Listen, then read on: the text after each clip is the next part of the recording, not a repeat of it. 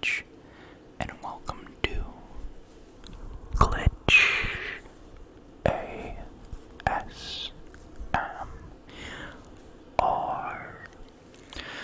So, I have a weird idea for a ASMR video. I was just thinking of random stuff that I could do for tingles,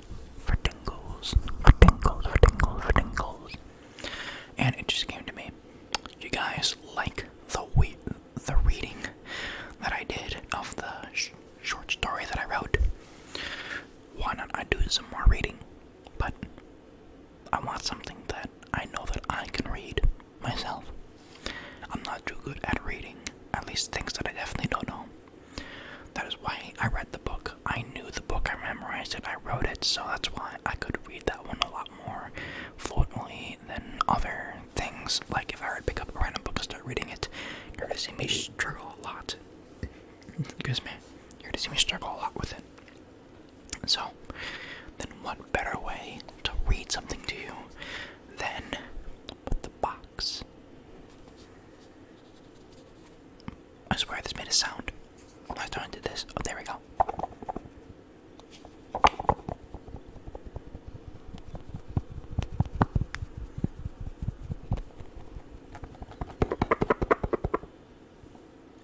With the box.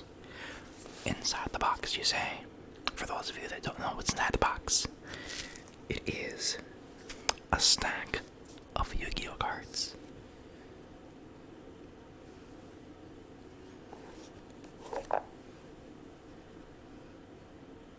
What is this? I see some cards I don't remember. Oh, I remember where these cards are from. Okay. I am not gonna worry about that right now. Oh, must have been loud. But, I have a stack of Yu-Gi-Oh cards that I can read to y'all. I can read different cards to y'all if you want me to. Which I'm going to. Just sit back and relax. Oh, I'm tired. So let's kind of roll through this. Give you a backstory. Yu-Gi-Oh is my favorite card game of all time. It's one of my favorite pastimes besides just playing video games and drawing and singing and whatnot. Sadly, we had to face a big loss with the tragedy of the death of Kazuki Takahashi. Rest in peace. You were the real, true king of games. So, I'm going to be reading some of my favorite Yu-Gi-Oh cards to you guys.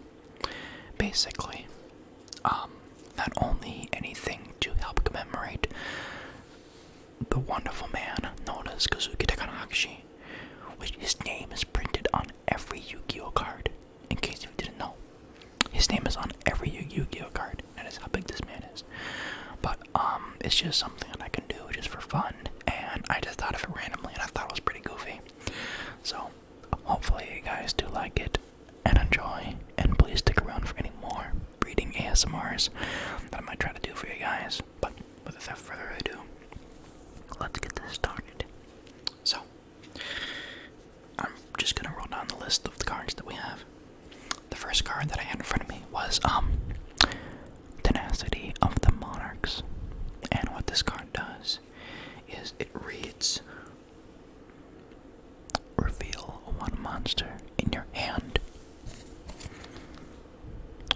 with 2,400 attack and 1,000 defense, or 2,800 attack and 1,000 defense, and add one Monarch spell / trap card from your deck to your hand, except for Tenacity of the Monarch.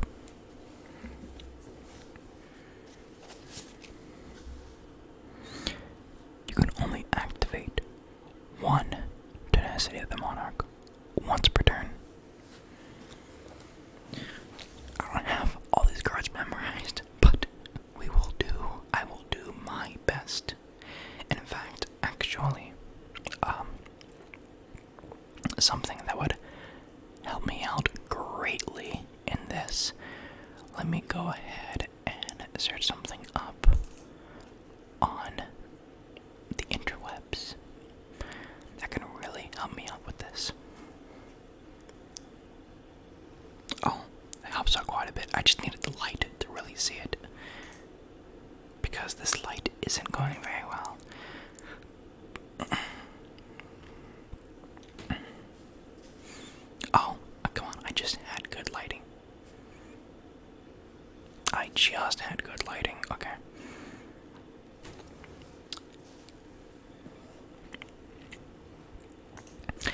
me just stick to the original plan, and then we will continue reading more cards for you guys.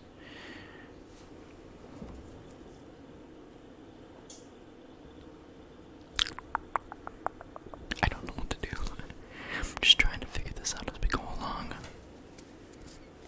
But, so we can at least get to the next card before anything else happens. We have Mobius, the Frost Monarch, one of my favorite cards to use in the game. It reads, when this card is tribute summoned, you can target up to 2 trap and spell cards on the field. Destroy those targets. Truly a powerful card indeed. It has a wonderful effect that activates when it is tribute summoned, and that is the big thing about these Monarch monsters and Monarch cards in general. Their effects mainly activate when they are tribute summoned onto the field. As I put my password in here. Alrighty then. Now, I think this is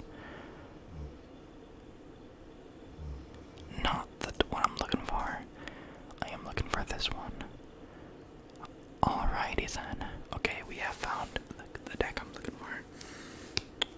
So.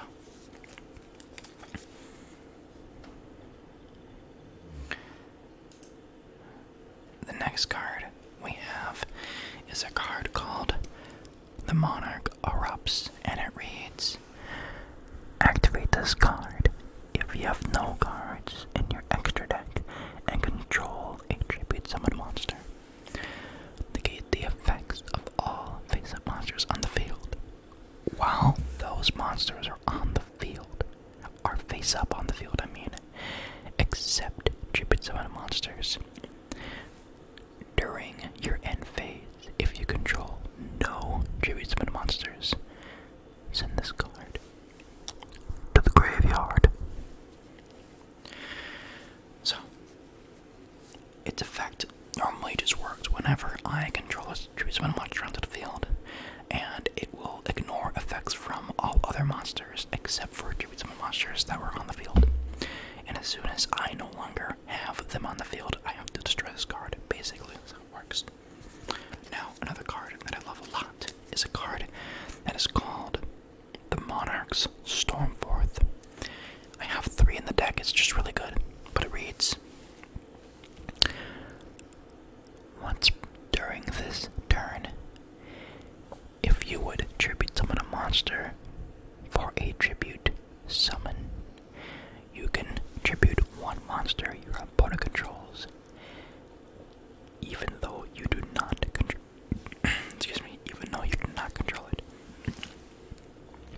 You can activate 1 the Monarchs Storm once per turn.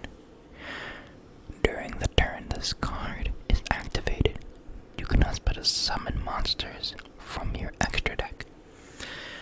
So, one big common theme is that, you are not allowed to really have an extra deck when you play with this deck. Mainly because a lot of cards are activated when you don't have an extra deck, or not allowing you to summon from it in general.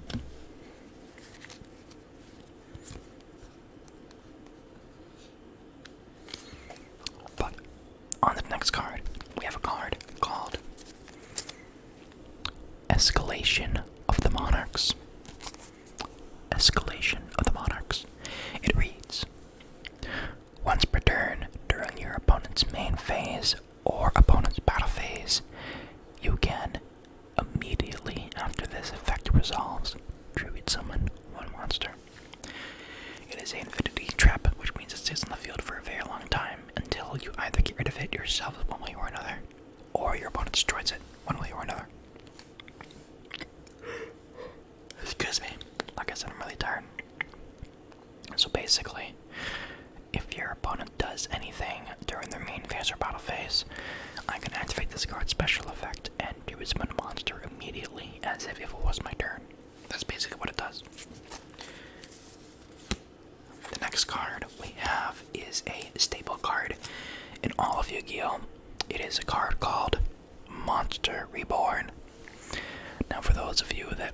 of Yugioh would know what Monster Report Order does, but in case you don't know, it allows you to target one monster in either graveyard. Special summon it. That's all that it says. It is very straightforward. You can target one monster in any graveyard on the field. Special summon it, unless the card doesn't allow it to be summoned that way. There is a card called Vanity's Fiend that specifically says it cannot be special summoned. Therefore, you cannot special summon it through the means of Monster Reborn. Sadly. I have yet another, the Monarchs Storm 4th, but we will save that for later. One of my other favorite cards to use in the entire game for this deck is a card called the Prime Monarch. The Prime Monarch, and it reads, once per turn, you can target 2 Monarch trap/spell cards in your graveyard. Shuffle them into the deck, then draw 1 card. It is a really good draw power tool, especially if you want to recycle used Monarch trap/spell cards that are already in your graveyard and bring them back into the deck. That's basically what it does. But as another effect too, you can banish 1 other Monarch trap/spell card from your graveyard. Special summon this card as in defense position as a normal monster. Very light type, level 5, attack power 1000, defense points 2400. This card is not treated as a trap. You can only activate this effect. You can only use this effect of the Prime Monarch once per turn. It is a really, really good strategy tool. If I have 2 in the deck, 1 stays in the graveyard, and then 1 stays in the field. The one that's on the field is going to be recycling cards back into the deck, allow me to draw more cards, and I can complete more movements because I have more draw power. Or I'm able to keep 1 in the graveyard, sacrifice a different Monarch trap and spell card, banish it, summon it as a monster, so it becomes tribute material, or a wall I can start building. Just because 2400 defense points is pretty big in the game of Yugioh. Now, we have this one called Ghost Ogre and Snow Rabbit. It is a hand trap card. A lot of people love using this card, but it reads, when a monster on the field affects activates its effect, or when a spell or trap card that is already face up on the field activates its effect. Quick effect. You can send this card from your hand or field to the graveyard. Destroy that card on the field. You can only activate this effect of Ghost Ogre and Snow Rabbit once per turn. It's a really good hand trap that I love using a lot. I have 2 in the deck, and I only have Ghost Ogres, and I know, sorry, I'm very tired, that Ash Blossom is a better option. I have no physical copies of Ash Blossom in real life, but obviously in my dream deck I use Ash Blossom just because. Now, a different card that we have is a card called the First Monarch. The First Monarch. It reads, special summon this card as an effect monster. Fiend, dark type, level 6, attack 1000, defense points 2400. Kind of like the Prime Monarch, but a little different. This card is still a trap.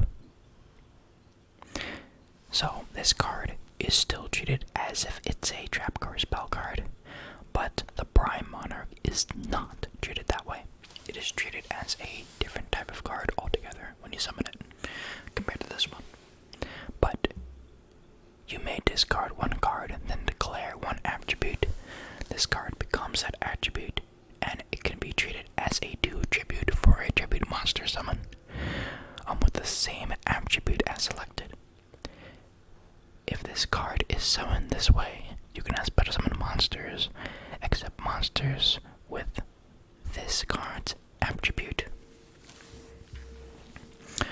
So that's actually a part of the effect I really don't know of too much myself. I actually never really worry about that, because the Monarch deck isn't really anything to be special summoning. You're just kind of normal summon multiple times for it. So I don't really worry about that at all.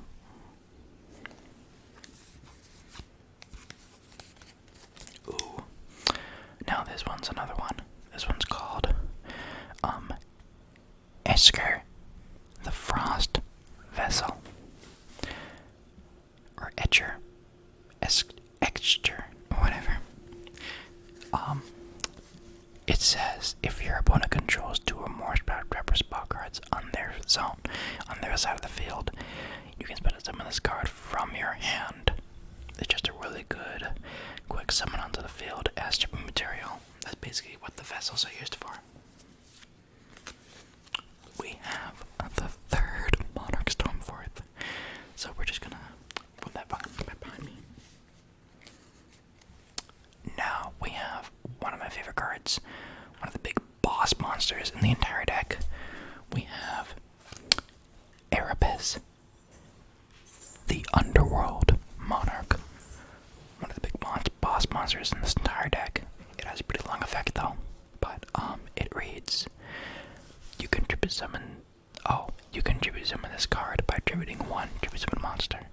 If this card is tribute summoned, you can send 2 Monarch trap / spell cards from with 2 different names from your hand or deck or to the graveyard. And if you do, shuffle 1 card from your opponent's hand at random.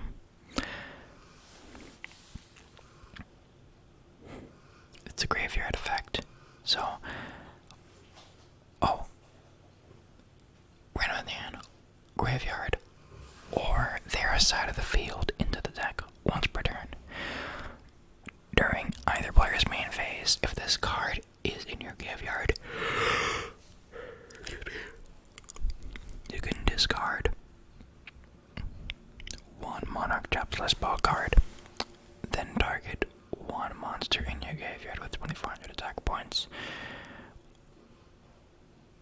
or more, add it to the hand. I like using that effect a lot. I had a duel where I had that card on the field and someone immediately destroyed it. So I did like 5 moves just to get 1 Monarch trap / spell card into my hand, just so I can recycle it back to him and put him back into my hand. And the fact that I had the ability to double summon, I could summon him back onto the field. But before I did, my opponent surrendered, which I thought was pretty funny. Now, I can't really see how long this video is going so far. It's about 20 minutes. I've just been reading Yu-Gi-Oh card effects, but that is exactly how we roll. We're going to be creating the best content for you guys by reading Yu-Gi-Oh cards. If I do say so myself. So, on to the next card, we have a card called Spirit Reaper. It's nothing really related to the Monarch era, but it is just a card that is used as a wall buster, or as a wall maker, you could say. Basically, what this card does is that it cannot be destroyed by battle. After resolving an effect, target this card face up to destroy this card. Okay. After resolving a card effect that targets this face-up card, destroy this card. When this card inflicts battle damage to your opponent by a direct attack, discard 1 random card from their hand. So it doesn't really do a whole lot. It only has 200 defense points and 300 attack points, so it's not that powerful. But it is just something I can put onto the field that basically says you can't destroy him by attacking him. You have to use a special effect. Other than that, he stays on the field practically forever. Now, it's a really good spell card for this deck. It's called March of the Monarchs. And what it does, it says, tribute summon monsters you control cannot be destroyed by card effects. Also, neither player can target them with card effects. You cannot special summon monsters from the extra deck. So, I have the extra deck there for another worry about the last effect, but it just basically says my Monarch monsters stay, and they're here to stay for a while. Sorry. I just love this card, using it a lot, especially fishing it through Tenacity of the Monarchs. Just being able to get this out on the field, and then someone attribute summon monster, and just be like, haha, you can't get rid of him. It's just pretty busted. We've found my second Tenacity of the Monarchs, so let's just go ahead and skip this aside. Alrighty, so I have 3 of these in the deck, but we have a card called Yugioh the Heavenly Squire, one of the big staples to this deck, and one of the big things to keep your deck moving when using Monarchs. But it basically says, excuse me, I just got done drinking a little bit of body armor, so yeah. If this card is normal or special summoned, you can special summon one monster with 800 attack points / 1000 defense points from your deck in defense position, except Yugioh the Heavenly Squire. Also, you cannot special summon monsters from the extra deck or for the rest of this turn. If this card is sent to the graveyard, you can target one of your banished Monarch spell cards and add it back to the hand. You can only use each effect of Yugioh the Heavenly Squire once per turn. So, remember how the Prime Monarch would banish a trap and spell card from my graveyard to summon it? Yugioh basically says, if you do that, I can bring that card back to the hand. So that's the reason why I love using this card as another maneuver to help bring out some stuff. So I would banish a card with the Prime Monarch, special summon Prime Monarch, and then I'll get Yugioh onto the field, use Yugioh as tribute material, so that when Yugioh is sent to the graveyard, I can then fish that card back from the banish area and bring it back to the hand. It's just pretty good. It just keeps everything going. We found the second Ghost Ogre and Rabbit, Snow Rabbit. Now we have the other vessel. If I can get this working, there we go. We have Lucius the Shadow Vessel. It says you can banish one level 5 or higher monster from your graveyard. Special summon this card from your hand. You could not special summon monsters from your extra deck for the rest of the turn. If this card is attributed for a attributed monster, you can look at all set cards your opponent controls. Your opponent cannot activate the effects in response of this card's effect activation. You can only use the effect of Lucius the Shadow Vessel once per turn.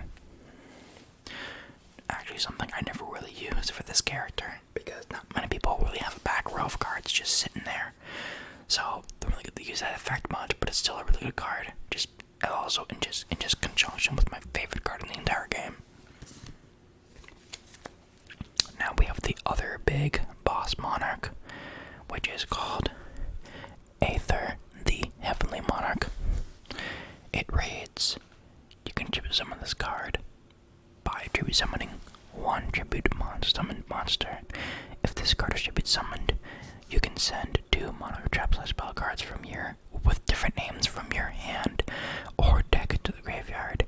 And if you do, special summon one monster with 2400 attack points or more and 1000 defense from your deck, but return it to the hand during the end phase. During your opponent's main phase, if this card is in your hand, you can banish one Monarch spell card from your graveyard immediately after this effect resolves to summon this card. This is a quick effect. So, it's really good to get it onto the field, especially on your opponent's turn, if you really need something as a last minute clutch. And then since distribution onto the field, it activates its primary effect, which just takes over your opponent's turn, so your opponent kind of has to wait for it to activate. Which I find it just pretty funny, just like even though it's your opponent's turn, you're still doing stuff as if it was your turn. So I thought that was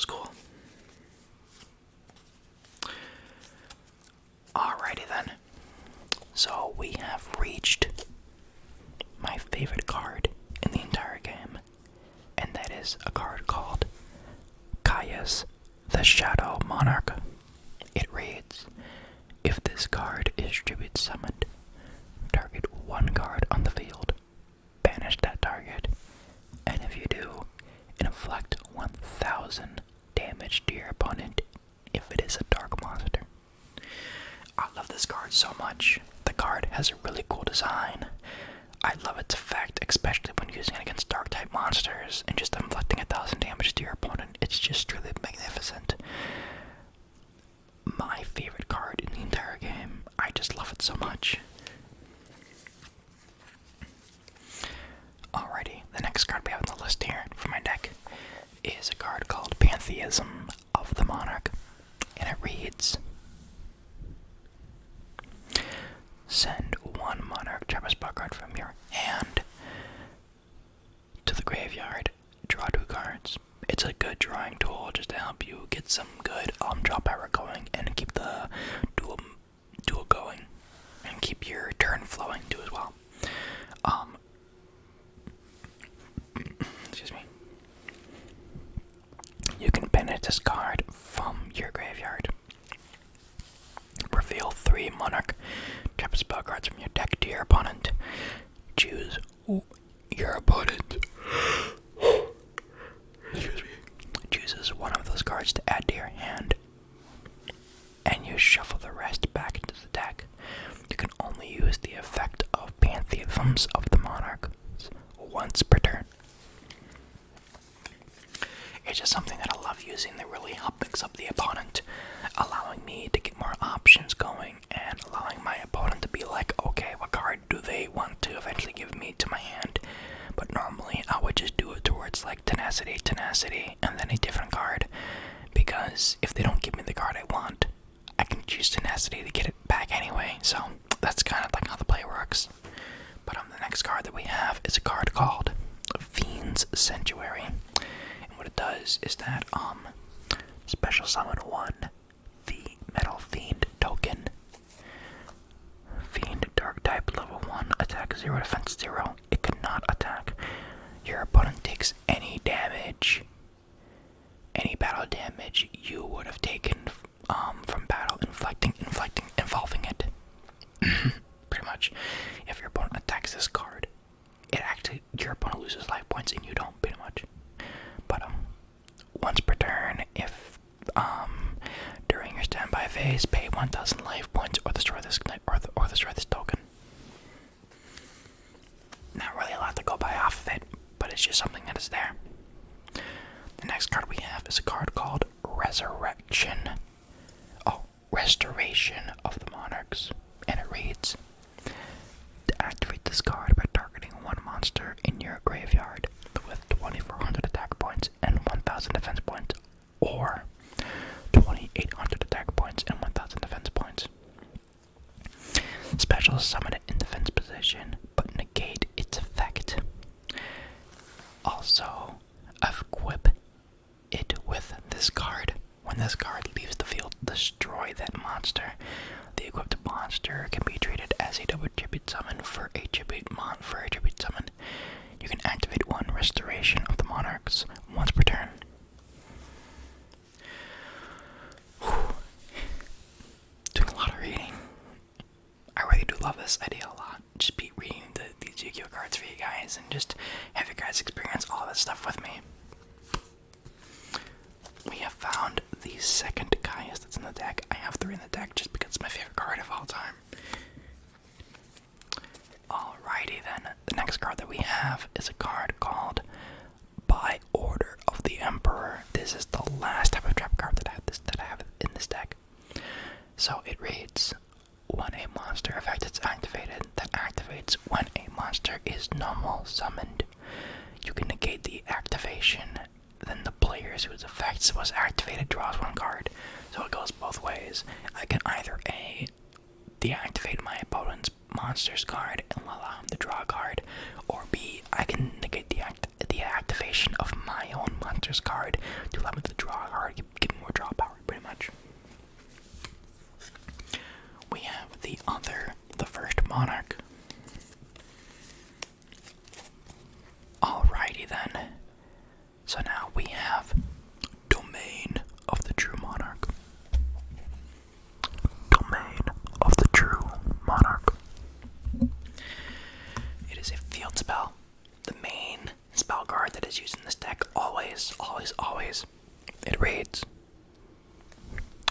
this card has, while you have no cards in your extra deck, you are the only player that, and the only player that controls summon monsters. Your opponent cannot special summon from the extra deck. If a tribute summon monster you control declares an attack, attacks an opponent's monster, it gains 800 attack points during the damage calculation. Only once per turn, you can reduce the level of one monster with 2,800 attack points and 1,000 defense in your hand by 2 until the end of the turn. Till the end of this turn, even if they are summoned or set, and even if this card leaves the field, it still just loses 2 stars, pretty much. It's a really good card to just control the field, especially with your own Monarch monsters, allowing them to have more attack power, and basically locking your opponent from special summoning with the extra deck if the requirements are met. We found the other pantheisms of the Monarchs. And now we have my golden Raigeki. Ragaki is a card that any Yugioh player should know. It's a very straightforward effect. It just says, and I quote, destroy all monsters your opponent controls. It's very straightforward. It just basically says, I don't feel so good.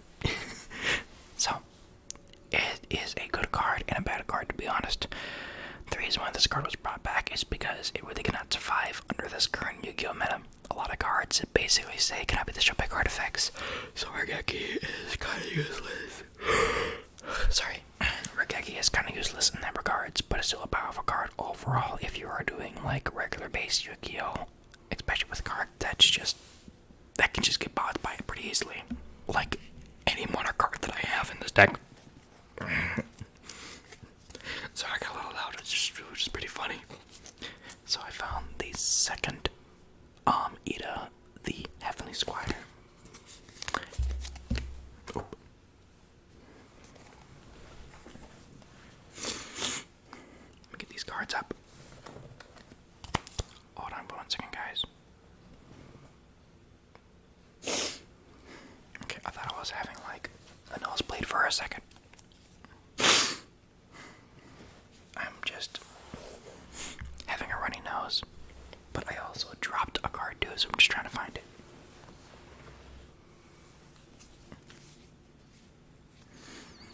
I guess I'll worry about it later. Never mind, I already got it. It was the other Kaias. I believe the third and final Kaias in this deck. But we have this card called Adoles, the Underworld Squire. And this card reads, if this card is normal or special summoned during your main phase once per turn, you can summon one monster in addition to a normal summon. So it's basically like a double summon for it. That's where I got the double summon strategy from earlier. That allowed me to tribute summon the monster back onto the field after he got rid of it, but he ended up quitting. I was playing Yu-Gi-Oh! Master Duel when I did that. I said the replay was really funny. But you can only gain this effect once per turn. You can banish this card from your graveyard, then target one monster with 800 attack points and 1,000 defense points in your graveyard, except for Adoles, the Underworld Squire, special summon in defense position. Also, you could not special summon monsters from the extra deck for the rest of the turn. You can only use this effect of Adoles, the Underworld Squire, once per turn. So it's just another card, basically like Ida, the Heavenly Squire, just allowing you to get monsters onto the field pretty quickly. We also have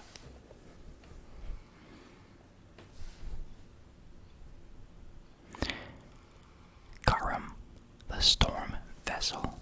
Krum, the Storm Vessel. It reads, you can return one tribute summon monster you control to your hand. Special summon this card from your hand. Also, you cannot special summon monsters from the extra deck for the rest of the turn. If this card is tribute summoned for a tribute. If this card is tributed for a tribute summon, you can add one monster with 800 attack points and 1000 defense points from your deck to your hand, except for Krum, the Storm Vessel. You can activate the effect of Krum, the Storm Vessel, once per turn. It's just a card that helps you recycle a monster from your field to re-tribute someone back on for the other effect. So let's say I tribute summon Caius onto the field. But I also have the effect of Adoles to do another tribute summon. So I would summon Krum by putting Caius back to my hand and then tribute summoning for Caius a second time. And then adding another card from my hand from Krum's effect, but also getting the effect of using Caius' special effect again. We have the third Ada, the Heavenly Squire. The second Adoles, the Underworld Squire. And we have one of the last big monsters in this entire deck, Mobius, the Mega Monarch. It reads, you can tribute summon this card by tribute summoning one tribute summoned monster. When this card is tribute summoned, you can target up to 3 tribute spell cards on the field. Destroy those targets. If this card is tribute summoned by tributing a water monster, it gains an additional effect. Your opponent cannot activate the targeted cards in response to these effects activation.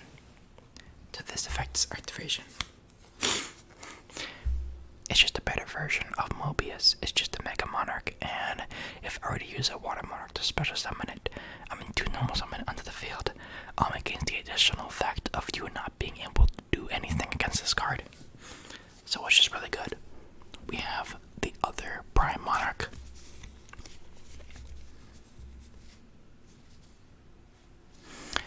And we are down to the last card that we have in this deck, or last type of card that I have in this deck, which is Rizza, the Storm Monarch. So to give you guys some backstory, Rizza, the Storm Monarch was actually the first Monarch card I ever pulled in a booster pack. As soon as my uncle saw that I pulled Rizza, the Storm Monarch, he helped me build my very first Monarch deck, and I fell in love with Monarchs ever since. And although I did get my Caius's from my uncle, my favorite card, best thing I ever did, was pull this card. This was the reason why I even am a Monarch user to begin with. So I owe a lot of it to this card right here, Rizza, the Storm Monarch. It reads, if this card is tribute summoned, target one card on the field. Place that target on the top of the deck. So it can be my own card, my opponent's card, any card. It just puts it back to the top of the deck, so it forces you to draw it again.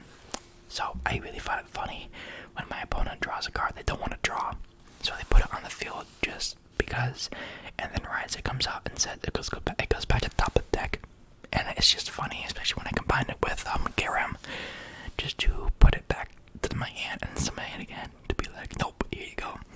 So the last card in the deck is just the third copy of Adoles, the Underworld Squire. Other than that, we go back to Tenacity of the Monarchs, and so on and so forth. But that is going to be it for today's video. 40 minutes long of me reading every Yu-Gi-Oh card, or every type of Yu-Gi-Oh card that's in my deck. Hopefully you guys enjoyed this video as much as I liked making the video for you guys. And if you guys have any ideas for any other stuff I can do for triggers, please let me know. But without further ado, because I'm really tired right now, my name is Glitch, and I'm signing out. I hope you all have a fantastic night, and I'll see you in the next